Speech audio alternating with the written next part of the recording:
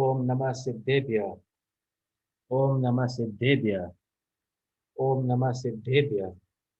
ओम शुद्धात्मने नमः। नमो अरिहन्ताणं। नमो सिद्धाणं। नमो आयरीयाणं। नमो उवजायाणं। नमो लोये सवसाहुणम्। सिद्धम सुद्धम परमियम् जिनेन्द्रवरनेमि चन्दमकलङ्कम् गुणरायणभूषणोदयम् जीवस्तपरुवरं वोच्छम्। अन्नाजी यशपालજી વિરચિત ગુણસ્થાન વિવેચન શાસ્ત્ર છે એમાં કર્ણાયુગ જે પારિભાષિક શબ્દો પછી જે ઇન્ટ્રોડક્શન ટુ ગુણસ્થાન છે એ આપણે જોઈ રહ્યા છે. એમાં 4 અનુયોગનું વર્ણન આવ્યું હતું કે ચાર અનુયોગ ક્યાં ક્યાં છે. તો પહેલા તો પ્રથમાનુયોગ, પછી કર્ણાનુયોગ, પછી ચરણાનુયોગ અને છેલ્લે દ્રવ્યાનુયોગ. એવી રીતે 4 અનુયોગ છે. તો એ 4 અનુયોગનું તાત્પર્ય શું છે? તો દ્રવ્યાનુયોગથી પોતાના નિજ શુદ્ધાત્માને તો જાણવું, અને જે પોતાના નિજ શુદ્ધ આત્માને જાણે છે તો એમને કર્મની ઉપશમ શોપશમ ક્ષય આદિ દશા થાય છે એ કર્ણાનુયોગના શાસ્ત્ર વડે જણાય છે. અને જેમ જેમ શુદ્ધિની વૃદ્ધિ થાય છે એમ 12માં ચારિત્ર પણ આવે છે. તો એ ચારિત્રને દર્શાવવા માટે ચરણાનુયોગના શાસ્ત્ર છે. અને જ્યારે પોતે મુનિરાજ થાય છે, પોતે ભગવાન થઈ જાય છે, તો એ પ્રથમાનુયોગનો પાત્ર બની જાય છે. તો આવી રીતે ચારેય અનુયોગનું તાત્પર્ય વિતરાગતા જ છે. એ આપણે જોયું હતું. હવે આપણે અહીં કર્ણાનુયોગથી લાભ શું શું છે એ આપણે અહીં જોઈ રહ્યા છે. કારણ કે જે વર્તમાન જે શાસ્ત્ર છે એ કર્ણાનુયોગનો વિષય છે. એટલે કર્ણાનુયોગથી લાભ ક્યાં ક્યાં છે એ આપણે ગણીએ. લગભગ 10-11 પોઈન્ટ છે એ આપણે જોઈએ.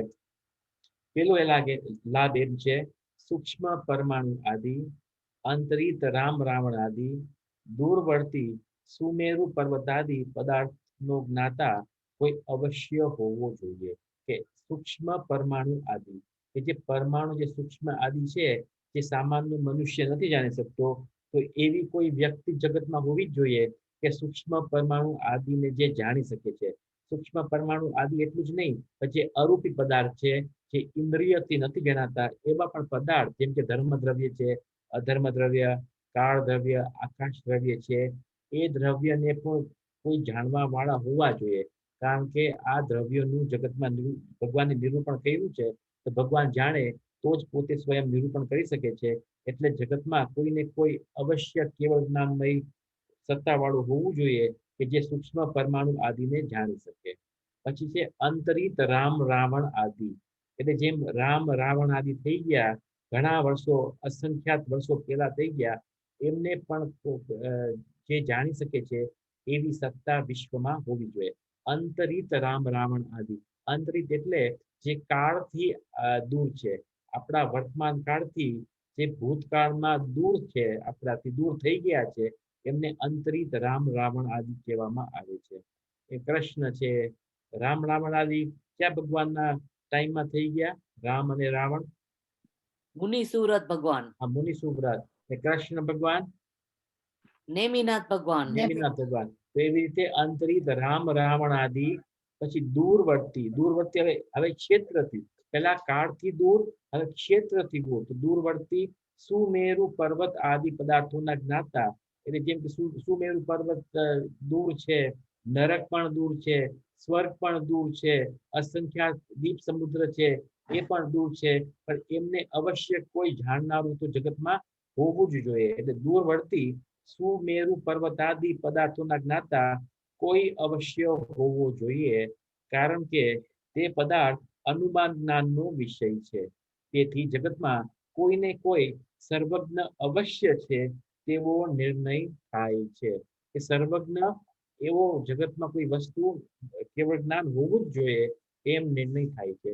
જેમ કે ન્યાય શાસ્ત્રમાં એમ તર્ક દીધી છે, આચાર્ય દેવોએ એમ તર્ક દીધી છે કે કોઈ એમ કે જગતમાં કોઈ સર્વજ્ઞ છે જ નહીં, એમ કોઈ તર્ક કરે કે જગતમાં સર્વજ્ઞ કોઈ છે જ નહીં, તો આચાર્ય સામે ઉત્તર દે છે કે તે આખું જગત જાણીને એમ કીધું કે માત્ર તારું થોડું જ્ઞાન જાણીને કીધું, તો પૂરા વિશ્વને જાણીને તું એમ કે સર્વજ્ઞ જેવી ચીજ જ નથી, તો તું જ સર્વજ્ઞ થઈ ગયો.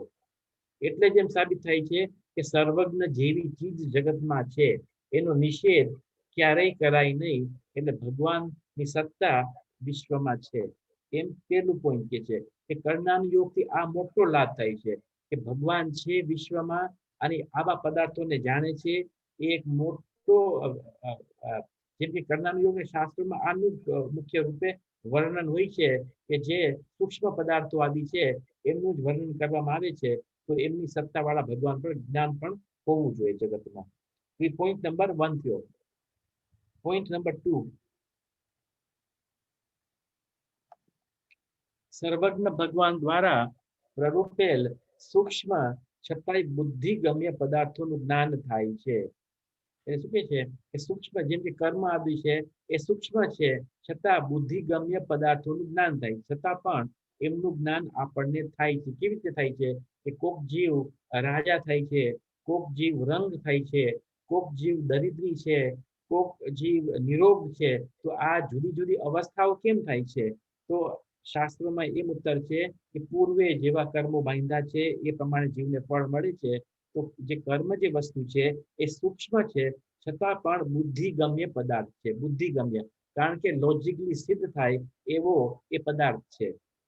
તથા ક્રમબદ્ધ પર્યાય ક્રમ નિયમિત પર્યાયનો નિર્ણય થાય છે. આ પણ કર્ણામ યોગના શાસ્ત્રોથી નિર્ણય થાય છે કે જેમ વસ્તુ સ્થિતિ છે, જેમ ક્રમબદ્ધ પર્યાય છે એવી જ રીતે વસ્તુ વ્યવસ્થા થવાની છે. ભગવાને જેમ 3 કાળ 3 લોકને જાણ્યા છે એ જ રીતે બધા દ્રવ્યો છે એ બધા દ્રવ્યો પરિણમન કરવાના છે. આગળ પાછળ કંઈ થવાનું નથી. જેમ ભગવાને દીધું છે એવી જ રીતે જગતના તમામ પદાર્થ પરિણમનને યોગ્ય છે અને પરિણમન કરી રહ્યા છે. આ પણ નિર્ણય કર્ણાન યોગના શાસ્ત્રોથી થાય છે. ત્રીજું છે કર્ણાન યોગના અભ્યાસથી કશાયની મંદતા થાય છે તથા જ્ઞાનમાં નિર્મળતા આવે છે. કર્ણાન યોગના શાસ્ત્રો સૂક્ષ્મ હોય છે. એટલે જ્યારે તમે કર્ણાન યોગના શાસ્ત્રો વાંચશો તો ઉપયોગની ઘણી બધી સૂક્ષ્મ એકાગ્રતા થાય છે. એ સૂક્ષ્મ એકાગ્રતા થાય છે તો વિષય કશાય આદિ તો દૂર જ રહી જાય છે. એટલે ત્યારે કર્ણાન યોગના શાસ્ત્રનો અભ્યાસ કરતી વખતે કશાય કેવા થાય છે? તો કશાય મંદ થાય છે, પાતળા થાય છે, શુભ ભાવ થાય છે અને જ્ઞાનમાં નિર્મળતા આવે છે. કારણ કે કર્ણાન યોગનો વિષય જ એવો છે, ગંભીર છે અને સૂક્ષ્મ છે કે જ્ઞાનની નિર્મળતા આવે છે. કેમ કે દ્રવ્યાનુયોગના શાસ્ત્રો છે એની વિષય વસ્તુ તો મર્યાદિત છે. કર્ણાનુયોગનું શાસ્ત્ર જે છે એની વિષય વસ્તુ એટલી બધી અગાધ છે કે તમારી પાસે 1000 વર્ષનું જીવન હોય તો પણ શાસ્ત્રો પૂરા ન થાય, તમારું જીવન પૂરું થઈ જાય એવા અગાધ શાસ્ત્રો કર્ણાનુયોગના છે. નંબર 3 એ થયું. ચોથું, જીવ પરિણામોના અને કર્મ બંધનાદિના નિમિત્ત નૈમિત્તિક સંબંધનું યથાર્થ જ્ઞાન થાય છે. જેવી રીતે જીવ પરિણમે છે એવી જ રીતે કર્મોમાં આપોઆપ સ્વયમેવ ઉથલ પાથલ થાય છે. જીવ ઉપશમ ભાવને પામે છે તો કર્મોની દશા પણ ઔપશમિક થઈ જાય છે. જીવ જ્યારે ક્ષાયિક દશા પામે છે તો કર્મમાં પણ ક્ષય દશાને પામે છે. તો એવા જીવના પરિણામમાં અને કર્મમાં એવો નિમિત્ત નૈમિત્તિક સંબંધ છે. એટલે જે ઘનિષ્ઠ નિમિત્તિક સંબંધ છે એ કર્ણાનુયોગના શાસ્ત્રો જ બતાવે છે. અને કર્તા કર્મ સંબંધી ભ્રાંતિનો નાશ થઈ જાય છે. શું કે છે કે કર્તા કર્મ સંબંધ એટલે કે જીવ કર્તા છે અને કર્મ છે એ કર્મ છે. કાં તો કર્મ કરતા છે, કર્મ જેમ કરાવે એમ જીવને એમ પરિણમવું જ પડે, એ ભ્રાંતિનો નાશ થઈ જાય છે. જીવના પરિણામ કરે છે અને પૂતગલ કર્મ છે એ પૂતગલ કર્મના પરિણામ કરે છે. બંને સ્વતંત્ર હોવા છતાં બંનેમાં આ ઘનિષ્ઠ નિમિત્ત નૈમિત્તિક સંબંધ છે એવું દર્શાવવા વાળું કર્નામ યોગના શાસ્ત્ર હોય છે. તો આ પોઈન્ટ નંબર 4 થયો. પોઈન્ટ 5, ભૂમિકા અનુસાર થવા વાળા પરિણામોનું અને તદ અનુસાર શુભાશુભ આચરણનો વિવેક જાગૃત થાય છે. જેમ જેમ ભૂમિકા આગળ વધે છે એમ પરિણામમાં પણ બનતા આવે છે, વિશુદ્ધતા આવે છે અને તે અનુરૂપ બાહ્યમાં શુભાશુભ આચરણ પણ થાય છે એવું બતાવનારું કર્ણામ યોગના શાસ્ત્રો છે. કારણ કે કર્ણામ યોગના શાસ્ત્રોમાં મુખ્ય વર્ણન તો ગુણ સ્થાનથી ચાલુ થાય છે અને ગુણ સ્થાનનું વર્ણન જ આ બતાવી છે કે જીવના પરિણામ જેમ આગળના ગુણ સ્થાનોમાં આપણે વધીએ છીએ તો પરિણામ કેવી રીતે નિર્મળ થાય છે અને બાહ્યમાં એનું આચરણ કેવું હોય છે, એનો સુમેળ કેવો હોય છે એવું કર્ણામ યોગના શાસ્ત્રો બતાવે છે. પછી છઠ્ઠું, યથા પદવી એટલે યોગ્ય પદવી નિમિત્ત રૂપ થવા વાળા કર્મોના ઉપશમાદિનો સત્ય નિર્ણય થઈ જાય છે. એટલે જીવ જેમ પરિણામ કરે છે એમ કર્મોમાં ઉપશમાદિ ભાવ પ્રાપ્ત થાય છે એનો સત્ય નિર્ણય થઈ જાય છે. કર્મોના બંધ, સત્તા, ઉદય આદિ 10 અવસ્થાઓનું જ્ઞાન થાય છે. આપણે જોયું તો પારિભાષિક શબ્દોમાં બંધ, સત્તા, ઉદય, ઉદીર્ણા, અપકર્ષણ, ઉત્કર્ષણ, સંક્રમણ, નિધ્ધતિ, નિકાચિત આદિ એ 10 અવસ્થાઓ છે એમનું પણ યથાર્થ જ્ઞાન થઈ જાય છે. કારણ કે આ જે 10 અવસ્થાઓ છે એ પણ કર્મ સિદ્ધાંત સમજવા માટે ફાઉન્ડેશન છે, મૂળ છે, એનું જડ છે. સાતમું, ભવિષ્યમાં થવા વાળી અશુદ્ધતા તથા અનિષ્ટથી બચવાની પ્રેરણા મળે છે. કારણ કે કર્ણામ યોગના શાસ્ત્રોમાં પરાવર્તનનું પણ સ્વરૂપ આવે છે, 4 ગતિઓનું પણ સ્વરૂપ આવે છે.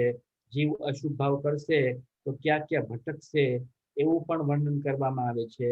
તો ભવિષ્યમાં થવા વાળી અશુદ્ધતા તથા અનિષ્ટ પર્યાયોથી બચવાની પ્રેરણા મળે છે. કારણ કે જીવને ખબર પડે છે કે હું પાપ ભાવ કરીશ તો મને દુર્ગતિ મળવાની છે, તો ત્યાંથી એ જીવ પાછો વળે છે. એવી પણ શિક્ષા કર્ણામ યોગના શાસ્ત્રો દે છે. તો એ થયું નંબર 7. નંબર 8, કેવળ જ્ઞાન ગમ્ય સૂક્ષ્મ તથા આશ્ચર્યકારક વિષયોનું જ્ઞાન થવાથી સર્વજ્ઞ ભગવાન અને સર્વજ્ઞ સ્વભાવી પોતાનો આત્માનો મહિમા આવે છે.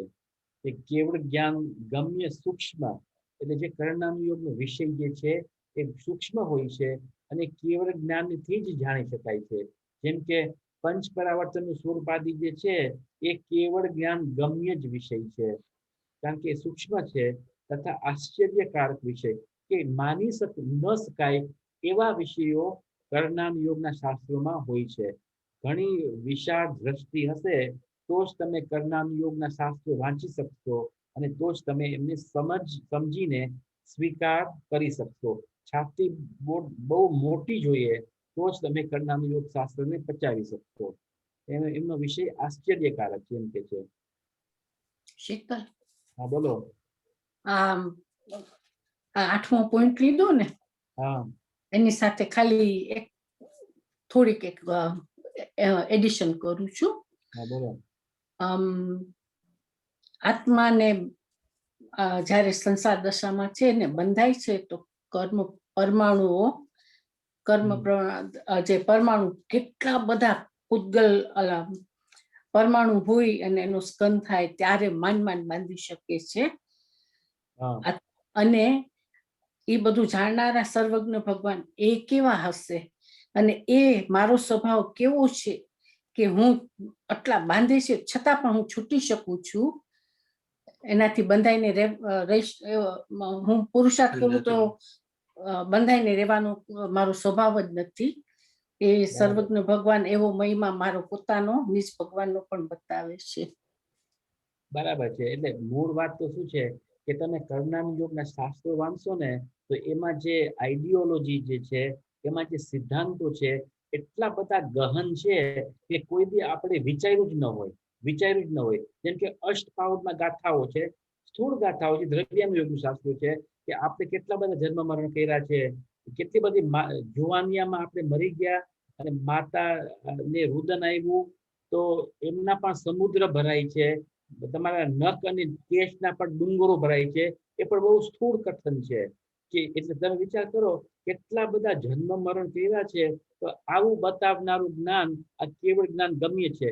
જીવના પણ કેટલા બધા પ્રકાર છે, જેમ કે પર્યાપ્ત જીવ છે, અપર્યાપ્ત જીવ છે, સૂક્ષ્મ જીવ છે, વાયુકાયિકમાં જીવ છે. તમે જો કર્ણાનુયોગ શાસ્ત્ર પાછળ સાયન્સ કેટલું બધું ભર્યું છે, જ્યાં અન્ય મતીઓના શાસ્ત્ર ચાંચ પર ન ડૂબે એટલું બધી ગહનતા છે કર્ણાનુયોગના શાસ્ત્રમાં કે ભગવાને શું શું જોયું છે વિશ્વમાં એ દર્શાવનારું શાસ્ત્ર કર્ણાનુયોગના શાસ્ત્રો છે.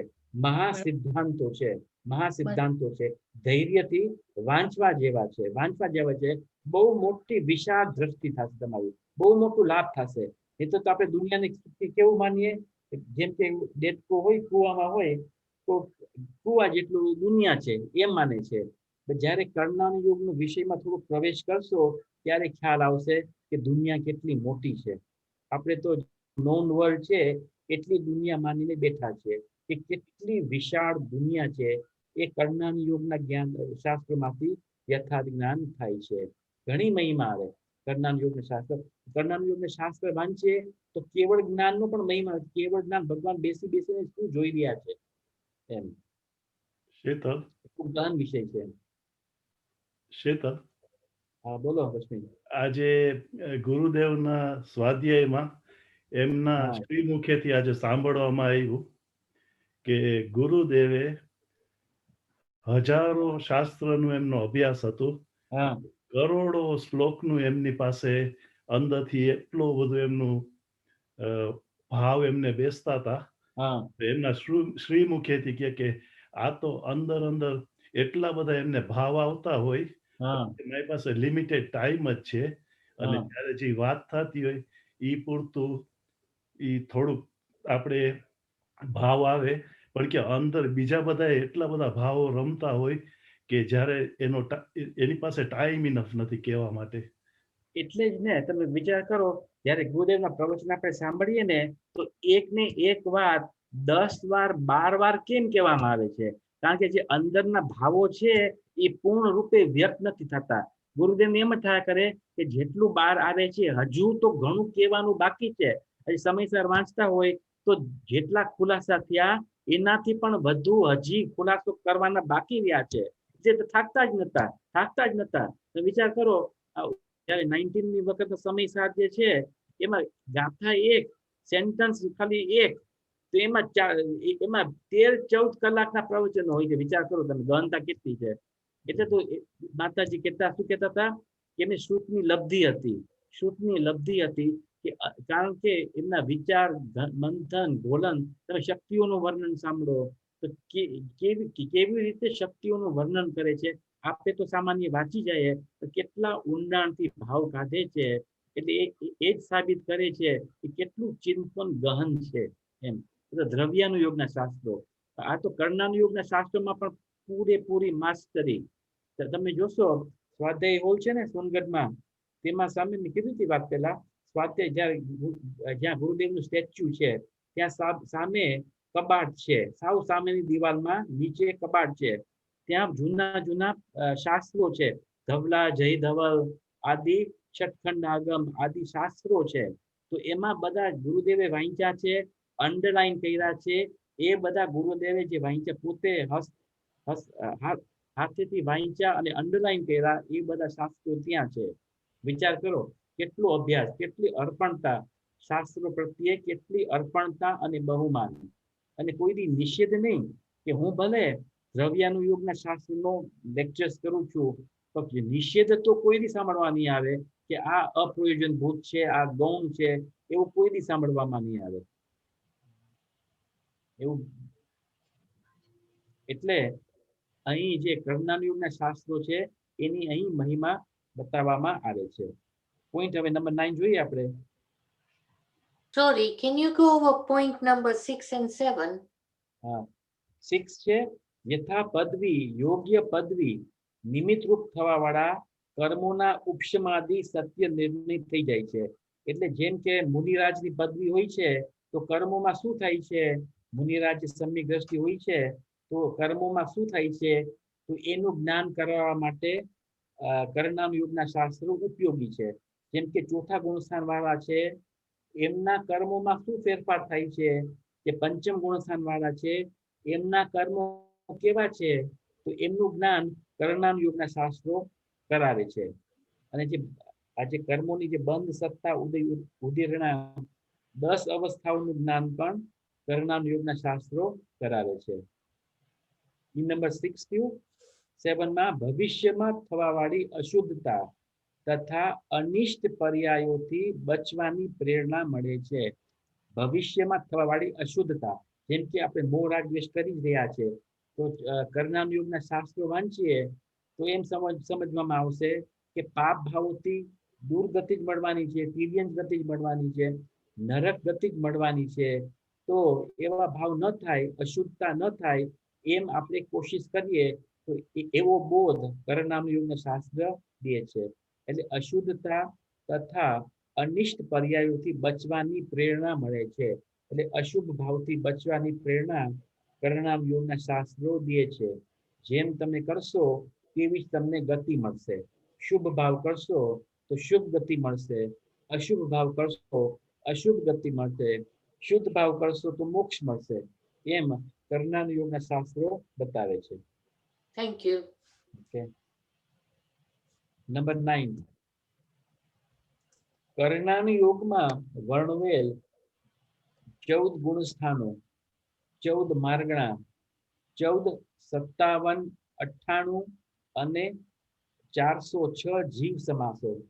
એટલે ગુણસ્થાનો કેટલા છે? 14 છે. માર્ગણા સ્થાનો કેટલા છે? 14 છે. અને જીવ સમાસ કેટલા છે? તો 14 પણ છે, 57 પણ છે, 98 પણ છે અને 406 પણ છે. આનું વર્ણન ગુમટસાર જીવકાંડમાં છે, ત્યારે વિષય આવશે ત્યારે આપણે લેશું. જીવ સમાસ આ પ્રકારના છે: કરોડો કુળ, 84 લાખ યોની આદિનું જ્ઞાન થવાથી. યોની એટલે ઉત્પત્તિનું સ્થાન, યોની આદિનું જ્ઞાન થવાથી જીવ દયાના ભાવ ઉત્પન્ન થાય છે. કારણ કે કર્ણામ યોગના શાસ્ત્રોમાં એમ બતાવે છે કે જીવ ક્યાં ક્યાં છે. તો ગતિમાં પણ જીવ છે, ઇન્દ્રિયમાં પણ જીવ દેખાય છે, જેને માર્ગણા કહે છે. જીવ સમાસમાં પણ ક્યાં ક્યાં જીવ છે. બટેટાની કટકીમાં અસંખ્ય શરીર છે, એક શરીરમાં અનંત જીવ છે. તો વનસ્પતિમાં પણ જીવ છે, અગ્નિમાં પણ જીવ છે, જલમાં પણ જીવ છે. તો આવા જે શાસ્ત્રો બતાવે છે એ કર્ણામ યોગના શાસ્ત્રો છે, જેથી જીવ દયા થાય છે. આપણને ખબર પડે કે વિશ્વમાં ક્યાં ક્યાં જીવ છે. એટલે હિંસાથી બચવું હોય, અહિંસામય ધર્મ પાળવો હોય તો જીવ ક્યાં ક્યાં છે એ પણ જરૂરી છે જાણવું. કારણ કે ખબર પડશે કે બટેટામાં અનંત જીવ છે તો એમની હિંસાથી આપણે બચશું. એવી રીતે એટલે જીવ દયાના ભાવ પણ કર્ણામ યોગના શાસ્ત્રો વાંચવાથી ઉત્પન્ન થાય છે. એમ 9મું પોઈન્ટ છે. 64 અવગાહના સ્થાન આદિ અનેકાનેક અનુપમ વિષયોનો વિશેષ જ્ઞાનથી આનંદ થાય છે. એટલે ઘણા બધા એવા રોચક વિષયો જે છે એ બહુ સુંદર વિષયો છે. અહીંયા શું દ્રષ્ટાંત છે? 64 અવગાહનાના સ્થાન. 64 અવગાહનાના સ્થાન શું છે? તો ગોમટસાર જીવકાંડમાં આ 64 અવગાહનાનું એક ચાર્ટ છે. એમાં એમ બતાવે છે કે સૌથી નાનું શરીર કયું છે અને સૌથી મોટું શરીર કયું છે. એવા 64 સ્થાન છે, એને 64 અવગાહનાના સ્થાન કહેવામાં આવે છે. સૌથી નાનું શરીર કોનું છે? તો જે લબ્ધ અપર્યાપ્ત એકંદ્રીય જીવ જે છે એમનું સૌથી નાનામાં નાનું શરીર છે. સૌથી મોટામાં મોટું શરીર કોનું છે? તો મહામચ્છ જે છે, સ્વયંભૂ રમણ સમુદ્રમાં મહામચ્છ છે, એમનું સૌથી મોટું શરીર છે. તો એવી રીતે સ્ટેપ બાય સ્ટેપ 64 સ્ટેપ્સથી મિનિમમ શરીર સાઇઝ શરીર ટુ મેક્સિમમ સાઇઝ શરીર માટે આ ચાર્ટ બનાવવામાં આવ્યો છે, જેને 64 અવગાહના યંત્ર કહેવામાં આવે છે. એવા ઘણા બધા એવા વિષયો જે છે એ બહુ રોચક વિષયો છે. ગોમટસા જીવગાન ગાથા નંબર 77. પોઈન્ટ 10. આત્મ સ્વરૂપને ભૂલી મિથ્યાત્વ, અજ્ઞાન અને કષાયોને આધીન થવાથી દ્રવ્ય, ક્ષેત્ર, કાળ, ભાવ અને ભવરૂપ સંસારમાં જીવ દુઃખ ભોગવી રહ્યો છે. શું કે છે કે આ પંચકર્મનું સ્વરૂપ પણ કરનાન યુગના શાસ્ત્રોનો જ વિષય છે. બહુ ગંભીર અને બહુ અલૌકિક અને રુચિકર વિષય છે. આત્મ સ્વરૂપને ભૂલીને જીવ મિથ્યાત્વ ભાવ, અજ્ઞાન અને કષાયોને આધીન થઈને આવા 5 પ્રકારના પરાવર્તન કરે છે. દ્રવ્ય પરાવર્તન, ક્ષેત્ર પરાવર્તન, કાળ પરાવર્તન, ભાવ પરાવર્તન તથા ભવ પરાવર્તન. આનું વિશેષ વર્ણન તો નહીં કરીએ હમણાં, કારણ કે એનું વર્ણન કરવા જાશું તો બીજા 5-6 કલાક નીકળી જશે. એટલે દ્રવ્ય પરાવર્તન છે એ પણ અનંત કાળ છે. તો એટલા બધા જીવે જન્મ મરણ કર્યા, કેટલા જીવે કેટલા જન્મ મરણ કર્યા છે, તો એનું આ માપ છે.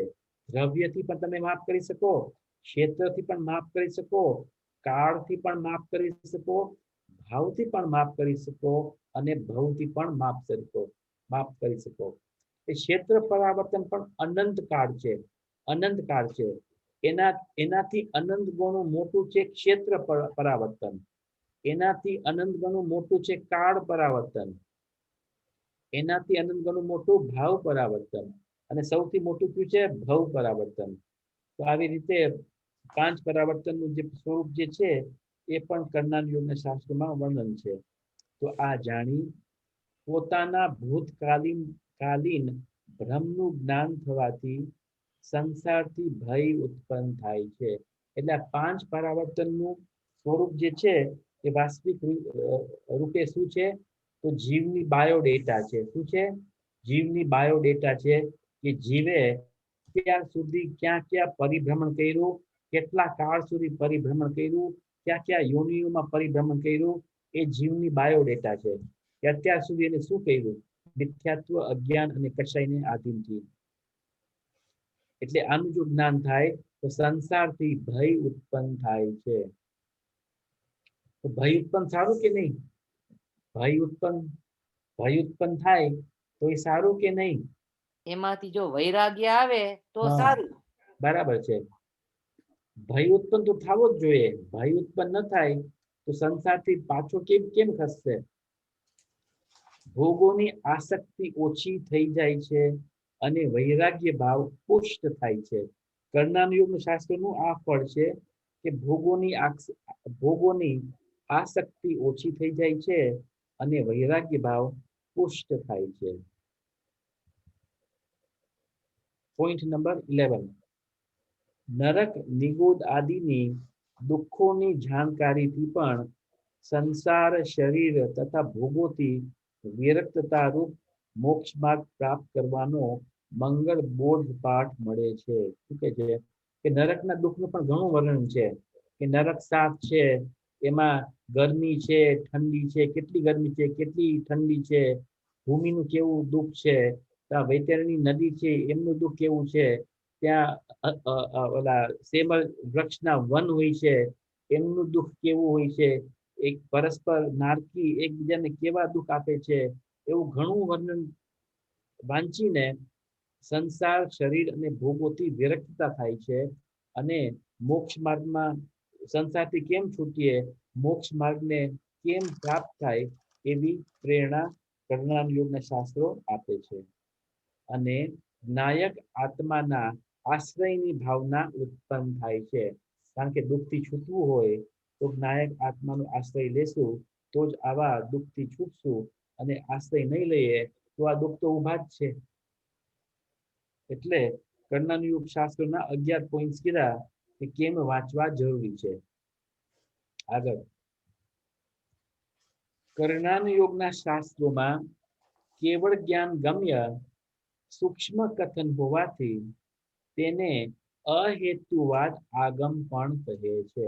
આ પણ એક મોટો પોઈન્ટ છે કે કરનાન યોગના શાસ્ત્ર કેવા છે? તો અહેતુવાદ આગમ કહેવામાં આવે છે. અહેતુવાદ એટલે કે લોજિકથી જે સાબિત ન થાય એને અહેતુવાદ આગમ કહેવામાં આવે છે. જેમ કે દ્રવ્યાનુયોગના શાસ્ત્રો જે છે તે કેવા છે? તો એ હેતુવાદના શાસ્ત્રો છે. એ લોજિક થી વાત બેસે એવી વાત છે. કર્ણાનુયોગના શાસ્ત્રોમાં જે વર્ણન જે છે એ બધું અહેતુવાદ છે, એટલે લોજિક થી સાબિત નહીં થાય. કર્ણાનુયોગના શાસ્ત્રો કહેશે કે મેરુ પર્વત છે એ 1,00,000 યોજન ઊંચો છે. 1,00,000 યોજન ઊંચો છે. તો તર્કથી તમે કેવી રીતે કેવો જાશો કે આ સાચું છે કે ખોટું છે? જેમ કીધું છે એમ માનવું પડે. કારણ કે આમાં પ્રવૃત્તેલ પ્રત્યેક વિષયના સંબંધમાં હેતુ બતાવવો સંભવ નથી. કે કર્ણાનુયોગનો વિષય જ એવો છે કે એમાં હેતુ કે તર્ક ન ચાલે. પહેલા પ્રથમોપશમ સમ્યક તો કેમ થાય? પહેલા ક્ષયોપશમ સમ્યક તો કેમ ન થાય? તો એનો પણ કઈ આન્સર નથી. જેમ વસ્તુ સ્થિતિ છે એમ બતાવી છે, એટલે લોજિક ન કામ કરે. એવિડન્સ જ નથી. હે એવિડન્સ નથી.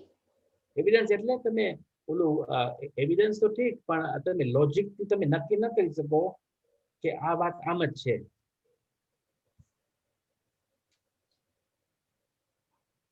જેમ કે ગુણસ્થાન 14 છે. આપ પૂછશો ગુણસ્થાન 14 જ કેમ છે, 13 કે 15 કેમ નહીં? તેનો ઉત્તર એટલો જ છે કે અનંત સર્વજ્ઞ ભગવંતોની દિવ્ય ધ્વનિમાં 14 ગુણસ્થાનનું જ વર્ણન આવ્યું છે. માટે ગુણસ્થાન 14 જ છે. આગમ ગર્ભિત યુક્તિ તો બતાવી શકાય છે, પરંતુ જેમ દ્રવ્યાનુયોગમાં બુદ્ધિગમ્ય હેતુ કે તર્ક આપી શકીએ છીએ, તેવું કર્ણાનુયોગમાં હેતુ કે તર્ક આપવું શક્ય નથી. એટલે કર્ણાનુયોગના શાસ્ત્રો તમે વાંચશો તો જેમ કર્ણાનુયોગમાં શાસ્ત્રોમાં વર્ણન છે એવું તમે સ્વીકારવું જ પડશે. અને દ્રવ્યાનુયોગમાં તમે પરીક્ષા કરીને સ્વીકારજો, એમ શાસ્ત્રમાં આવે છે. શાસ્ત્રમાં એમ કથન આવે છે કે દ્રવ્યાનુયોગ એમને ખાલી નહીં સ્વીકારી લેતા, તો પરીક્ષા કરીને તમે સ્વીકારજો. એમ કેમ કે છે પરીક્ષા કરીને સ્વીકારજો? એમને સ્વીકારશો તો એ સ્વીકારવામાં શ્રદ્ધામાં નબળાઈ છે. અને પરીક્ષા કરીને તમે સ્વીકારશો તો એમાં દૃઢતા છે. તમે અન્ય ઠેકાણે જાશો, ગુરુ ઉપદેશ તમે સાંભળશો તો એ પણ તમે સ્વીકારી લેશો. જો તમે પરીક્ષા કરીને નહીં સ્વીકાર્યું હોય તો એ પણ તમે સ્વીકારી લેશો. એટલે જ્યાં પરીક્ષા બને ત્યાં પરીક્ષા કરવી જરૂરી છે. પણ આજે કર્ણાનુયોગના શાસ્ત્રો છે એમાં પરીક્ષા થઈ નથી શકતી. એટલે જ કે છે કે જે દ્રવ્યાનુયોગના શાસ્ત્રો જે છે તે જ મુખ્ય શાસ્ત્રો છે. દ્રવ્યાનુયોગના શાસ્ત્રો મુખ્ય છે ત્યાં કે ત્યાં પરીક્ષા કરી શકાય છે. અને પરીક્ષા કરીને તમે નિર્ણય કરી શકો છો કે આ જે સમિતાર આદિ છે એ જ સાચા ભગવાનની દિવ્ય ધ્વનિ છે, એમ તમે નિર્ણય કરી શકો છો. તો કર્ણાનુયોગમાં એવી રીતે તમે નિર્ણય નથી કરી શકતા. જેમ કીધું છે એમ સ્વીકારવું પડે છે. જૈન ધર્મ પરીક્ષા પ્રધાની છે. આ કથન માત્ર દ્રવ્યાનુયોગની અપેક્ષાથી છે. અન્ય ત્રણેય અનુયોગોમાં કેવળી ભગવાનની આજ્ઞાની જ મુખ્યતા છે. એટલે પરીક્ષા પ્રધાની 4 અનુયોગ છે ને, એમાં પરીક્ષા પ્રધાની કયું છે? માત્ર દ્રવ્યાનુયોગ. તો કર્ણાનુયોગ કેવું છે? કર્ણાનુયોગ કેવું છે? સ્વીકારવાનું. હા, ખાલી સ્વીકારવાનું. એટલે અહેતુવાદ શાસ્ત્ર છે. અહેતુવાદ શાસ્ત્ર છે. તો ચરણાનુયોગ કેવું છે? પાડવાનું. ના, પણ એ અહેતુવાદ શાસ્ત્ર છે. એ પણ તર્કથી સ્વીકારી તમે નહીં શકો. તર્કથી સ્વીકારી નહીં શકો. અને જે પ્રથમાનુયોગ શાસ્ત્ર છે એ પણ કેવું છે? અહેતુવાદ જ છે. જેમ કે પેલા ઋષભદેવ હતા, ઋષભદેવના પુત્ર ભરત ચક્રવર્તી હતા. એ 6 ખંડ જીતા, એમને 96,000 રાણી હતી, આટલા પુત્ર હતા. તમે લોજિકથી કેવી રીતે સાબિત કરી શકશો? જેમ છે એમ સ્વીકારવું પડશે. એટલે માત્ર 4 અનુયોગમાં માત્ર જે દ્રવ્યાનું યોગ છે એ જ પરીક્ષા પ્રધાની છે, બાકી નથી એમ કે છે. પ્રથમાન યોગના પુરાણોમાં વર્ણિત શલાકા પુરુષ 63 હોય છે. 63 કેવી રીતે હોય છે? 24 તીર્થંકર, 12 ચક્રવર્તી, 9 નારાયણ, 9 પ્રતિનારાયણ, 9 બલભદ્ર. એવી રીતે જે 63 શલાકા પુરુષ હોય છે એમનું જે જીવન ચરિત્ર છે એ પ્રથમાન યોગમાં આવે છે. ભરત ઐરાવત ક્ષેત્રના અવસણ પીઢીના ચોથા અને ઉત્સણ પીઢીના ત્રીજા આરામાં તીર્થંકર 24 જ થાય છે. તો 24 તીર્થંકર ક્યારે થાય છે? તો ભરત ઐરાવત ક્ષેત્રમાં જ્યારે અવસળ પીણી કાળ ચાલે છે તો ચોથા આરામાં. હમણાં કયો કાળ ચાલે છે? અવસળ પીણી કે ઉત્સર પીણી? અવસર પીણી. હમણાં અવસર પીણી. તો અવસર પીઢીના ચોથા કાળમાં તીર્થંકરો થાય છે, બરાબર. અને જ્યારે ઉત્સર પીણી કાળ આવે છે તો એમાં ત્રીજા કાળમાં તીર્થંકરો થાય છે. પેલા કાળનું નામ છે સુષ્મા સુષ્મા, સુષ્મા સુષ્મા. બીજો કાળ છે એમનું નામ છે સુષ્મા સુષ્મા. ત્રીજાનું છે સુષ્મા દુષ્મા. ચોથાનું છે દુષ્મા સુષ્મા. પાંચમાનું છે દુષ્મા. છઠ્ઠાનું છે દુષ્મા દુષ્મા. એ રીતે 6 કાળ છે. તો જે દુષ્મા સુષ્મા કાળ છે ત્યારે જ 24 તીર્થંકર થાય છે, ત્યારે જ શલાકા પુરુષ થાય છે. તો આ વાત છે ભરત અને ઐરાવત ક્ષેત્રની, બરાબર. વિદેશ ક્ષેત્રમાં હંમેશા ભરત ક્ષેત્રના અવસણ પીઢીના ચોથા આરાની આદિ જેવા કાળ જ વર્તે છે. શું કે છે? જે વિદેશ ક્ષેત્ર છે એમાં હંમેશા કેવો કાળ વર્તે છે? તો એક તો ચોથો કાળ વર્તે છે. આ તો વાત ખબર છે ને કે વિદેશ ક્ષેત્રમાં ચોથો કાળ વર્તે છે. તો એ ચોથા કાળમાં પણ ભરત ક્ષેત્ર અને ઐરાવત ક્ષેત્રમાં તો મોટી રેન્જ છે. જેમ કે ચોથા કાળમાં શરૂઆતમાં જીવોની આયુષ્ય પણ ખૂબ લાંબી હતી, એમનું બળ પણ ખૂબ હતું અને એમનો વૈભવ પણ ખૂબ હતો ચોથા આરાની શરૂઆતમાં. અને ચોથા આરાના અંતમાં બોડીની હાઈટ પણ ઓછી થઈ ગઈ અને વૈભવ પણ ઓછો થઈ ગયો, શરીરની નબળાઈ પણ થઈ ગઈ, આયુષ્ય પણ ઘટવા માંડ્યું. તો ચોથા આરાના અંતમાં આવું થઈ ગયું. પણ વિદેશ ક્ષેત્રમાં કેવી વ્યવસ્થા છે? તો ચોથા કાળ જેમ વર્તમાન ચોથો આરો છે એમાં જે શરૂઆતની જેવી વ્યવસ્થા છે એવી જ વ્યવસ્થા વિદેશ ક્ષેત્રમાં વર્તમાનમાં છે. જેમ કે ચોથા આરાના શરૂઆતમાં લોકોનું આયુષ્ય કેટલું હતું? તો પૂર્વોમાં હતું, લાખ પૂર્વ હતું, 84 લાખ પૂર્વ હતું, એટલું મોટું આયુષ્ય હતું. તો વિદેશ ક્ષેત્રમાં પણ વર્તમાનમાં એવું આયુષ્ય છે. અને કેટલું ઊંચાઈ કેટલી હતી શરીરની? તો 500 ધનુષ આદિ હતી. તો વર્તમાનમાં પણ વિદેશ ક્ષેત્રમાં એટલી જ ઊંચાઈ છે, 500 ધનુષ આદિ. એટલે વિદેશ ક્ષેત્રમાં હંમેશા ભરત ક્ષેત્રના અવસર પીઢીના ચોથા આરાની આદિ જેવો કાળ જ વર્તે છે. ત્યાં જગન્ય 20 તીર્થંકર સદાકાળ વિદ્યમાન રહે છે. વર્તમાનના 20 તીર્થંકર ત્યાં બિરાજમાન છે. ચક્રવર્તી 12 હોય છે. ત્યાં પણ ચક્રવર્તી નારાયણ, પ્રતિનારાયણ, બલભદ્ર આદિ હમણાં પણ છે. તો ચક્રવર્તી પણ હોય છે ઇત્યાદિ. કથનોની પરીક્ષા ન થઈ શકે કે વિદેશ ક્ષેત્ર છે. અને કર્ણાનું યોગના શાસ્ત્રમાં ભૂગોળનું વર્ણન છે. તો આ વિદેશ ક્ષેત્ર હશે કે નહીં, કોને જોયું છે? તો લોજિકથી કેવી રીતે સાબિત થાય કે વિદેશ ક્ષેત્ર છે? થાય જ નહીં. તો જેમ ભગવાનની આજ્ઞા શાસ્ત્રમાં લિપિબદ્ધ છે તેમજ માનવું અનિવાર્ય છે. એટલે આ જે 3 અનુયોગ જે છે એમાં તર્ક ન કામ આવે, ભગવાનની આજ્ઞા જ શિરોધાર્ય છે. આગળ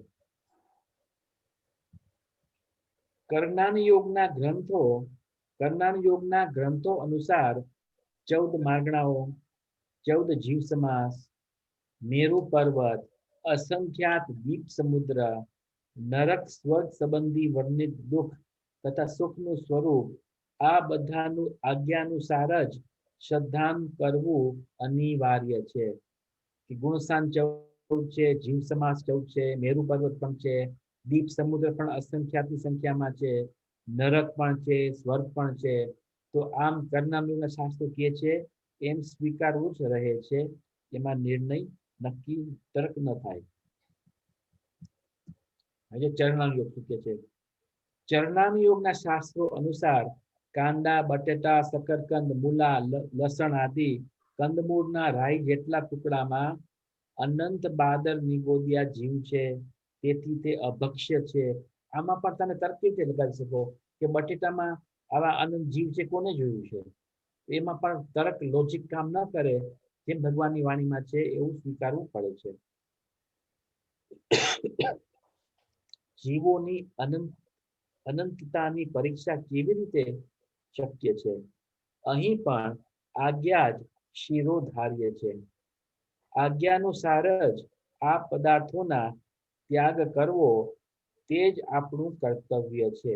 એટલે દ્રવ્યાનુયોગ દ્રવ્યાનુયોગ શાસ્ત્રો વાંચીને પરીક્ષા કરવી કે આ સાચા ભગવાનના કયા શાસ્ત્રો છે, અને એ વાંચીને પછી 3 અનુયોગ વાંચશો તો ભગવાને દ્રવ્યાનુયોગમાં તો બધું સાચું કીધું છે.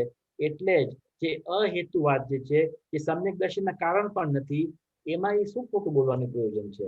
એમ છે. હા બોલો અશ્વિન. બોલો જી. 14 જીવ સમાસ છે એનું મીનિંગ શું થાય? એટલે જે જીવ જે છે એમની 14 પ્રકારની ક્લાસિફિકેશન છે. 14 પ્રકારની ક્લાસિફિકેશન છે. કેવી રીતે? પહેલા સૂક્ષ્મ એકેન્દ્રિય, પછી બાદર એકેન્દ્રિય, બરાબર? સૂક્ષ્મ એકેન્દ્રિય, બાદર એકેન્દ્રિય, પછી દ્વિઇન્દ્રિય, ત્રિઇન્દ્રિય, ચોઇન્દ્રિય, પંચેન્દ્રિય, એમાં સંજ્ઞી અને અસંજ્ઞી તો 7 થયા ને? બરાબર. એમાં પછી પર્યાપ્ત અને અપર્યાપ્ત, તો એવી રીતે 14 જીવ સમાસ થાય છે. Thank you. ઓકે. Sheetal, હા. are you saying કે પેલા દ્રવ્ય યોગ શાસ્ત્ર બધા પડી સ્ટડી કરવાના પછી બીજા 3? એ મુખ્ય તો ઈ જ છે. મુખ્ય છે દ્રવ્યાનુયોગના શાસ્ત્રો છે. કારણ કે દ્રવ્યાનુયોગ શાસ્ત્ર એક તો તમે પરીક્ષા કરી શકો કે આ વાત સાચી છે, એમ જેમ છે એમ જ છે, તમે પરીક્ષા કરી શકો. બીજી વાત એમ છે કે દ્રવ્યાનુયોગના શાસ્ત્રોથી જ આત્માનો અનુભવ કરવો હોય તો સીધી ચાવી તો દ્રવ્યાનુયોગના શાસ્ત્રોમાંથી જ મળવાની છે. છતાં પણ દ્રવ્યાનુયોગના શાસ્ત્ર વાંચો, ચારેય અનુયોગ વાંચવા જોઈએ. એમ નહીં કે આ છોડી દેવું, એમ ચારેય વાંચવા જોઈએ, પણ મુખ્યતા તો દ્રવ્યાનુયોગની જ હોવી જોઈએ. એટલે તમે એમ કોઈ કીધું હોય તમને કે તમને હવે કેન્સરની બીમારી ફેલાઈ ગઈ છે, હવે તમને 6 જ મહિના છે બાકી, એના કરતા વધારે તમે જીવવાના નથી, તો ગુરુ કે આચાર્ય શું ઉપદેશ આપે કે હવે તમે દ્રવ્યાનુયોગના શાસ્ત્રો વાંચો, બીજું બધું મૂકી દો, એવો ઉપદેશ આપે. પણ તમારી પાસે બુદ્ધિ હોય, ટાઈમ હોય અને ફુરસત હોય તો ચારેય અનુયોગના શાસ્ત્રો વાંચવા જેવા છે. કારણ કે તમારી પાસે ટાઈમ હશે અને દ્રવ્યાનુયોગમાં તમારું ચિત્ત નહીં ચોટે. કારણ કે જ્ઞાન જે છદ્મસનું જ્ઞાન છે એવું છે કે ઘણા બધા વિષયોનું અવલંબન જોતું હોય છે. એમાં ટોટલજીએ મોક્ષના પ્રકાશનમાં કીધું છે કે દ્રવ્યાનુયોગના શાસ્ત્રો તમે કલાકોને કલાકો સુધી નહીં વાંચી શકો. એ મૂકીને તમે કથા વાંચો, કાં તો કર્ણાનુયોગના શાસ્ત્રો વાંચો, ચરણાનુયોગના શાસ્ત્રો વાંચો, તો ઉપયોગ ટકી શકશે. એટલે કે તમે 4-5 કલાક સ્વાધ્યાય પણ નહીં કરી શકો. 2 કલાક સ્વાધ્યાય કરો, પછી ભક્તિ કરો, પૂજા કરો, તો તમારો ઉપયોગ ત્યાં ચોટી જશે. ઉપયોગ ચોટશે નહીં ત્યાં. આ સેન્ટેન્સ વાંચી લે પછી પૂરું કરીએ. દ્રવ્યાનુયોગના શાસ્ત્રો અનુસાર પંચાસ્તિકાય, 6 દ્રવ્ય, 7 તત્વ, 9 પદાર્થો, એટલે આ તો જો કમ્પલસરી છે, આ તો ખાસ જાણવા જ જોઈએ. આ નહીં જાણો તો સમ્યક દર્શન નહીં થાય. જો આ કમ્પલસરી કોર્સ છે. કર્ણાનુયોગ શાસ્ત્ર જે છે એ કમ્પલસરી કોર્સ નથી, આઈસિંગ ઓન ધ કેક છે. ને આ તો કેક ઇટસેલ્ફ છે. આ દ્રવ્યાનુના શાસ્ત્રોમાં પંચાસ્તિકાય, 6 દ્રવ્ય, 7 તત્વ, 9 પદાર્થો, હિતકારી અહિતકારી ભાવો, બંધ માર્ગ, મોક્ષ માર્ગ સંબંધી સત્યાસત્યનો નિર્ણય પોતાની બુદ્ધિ અનુસાર યુક્તિ પરીક્ષા દ્વારા કરી શકીએ છીએ. એટલે આ તો જે કમ્પલ્સરી કોર્સ છે, બીજું બધું ન થાય તો આટલું તો અવશ્ય જાણવું જ જોઈએ. ચેતલ આમાં પંચાસ્તિકાય નું કેવી રીતના લેવાનું? એટલે જે 6 દ્રવ્ય છે એમાં 5 અસ્થિકાય વાળા છે. 6 દ્રવ્ય છે એમાં 5 કેવા છે? અસ્થિકાય. એટલે બહુ પ્રદેશીને અસ્થિકાય કહેવામાં આવે છે.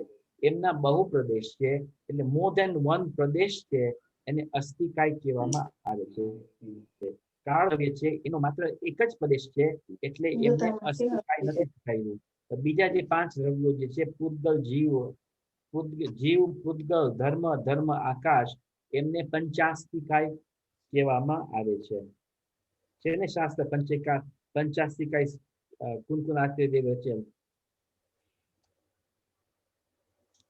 તેમ 6 દ્રવ્ય, 7 તત્વ, 9 પદાર્થ, હિતકારી અહિતકારી ભાવો, બંધ માર્ગ, મોક્ષ માર્ગ સંબંધી સત્યાસત્યનો નિર્ણય પોતાની બુદ્ધિ અનુસાર યુક્તિ પરીક્ષા દ્વારા કરી શકીએ છીએ. ગુણસ્થાનની પરિભાષા, વ્યાખ્યા જાણવાની પહેલા જ આપણા મનમાં એક પ્રશ્ન થાય છે. આ પછી આપણે લેશું, કારણ કે આ પણ પ્રકરણ પૂરો થાય છે. આ એક જ પ્રશ્ન છે અહીં. એ નેક્સ્ટ ફ્રાઈડે લઈ લેશું આપણે. ફ્રાઈડે લઈ લેશું. પછી ગુણસ્થાનની મૂળ પરિભાષા છે, જો આ છે ને કે ગુણસ્થાનની પરિભાષા, એની ડેફિનિશન શું છે. આ પણ બહુ રોચક વિષય જે છે એ આપણે લેશું કે ગુણસ્થાનની પરિભાષા. ગુણસ્થાનની પરિભાષા ખરેખર તો યાદ રાખવી જોઈએ. તમે યાદ રાખશો ગુણસ્થાનની પરિભાષા તો ગુણસ્થાન શીખવું બહુ સહેલું થઈ પડશે. તો આપણે કોઈને પ્રશ્ન ન હોય તો આપણે અહીં પૂરું કરીએ.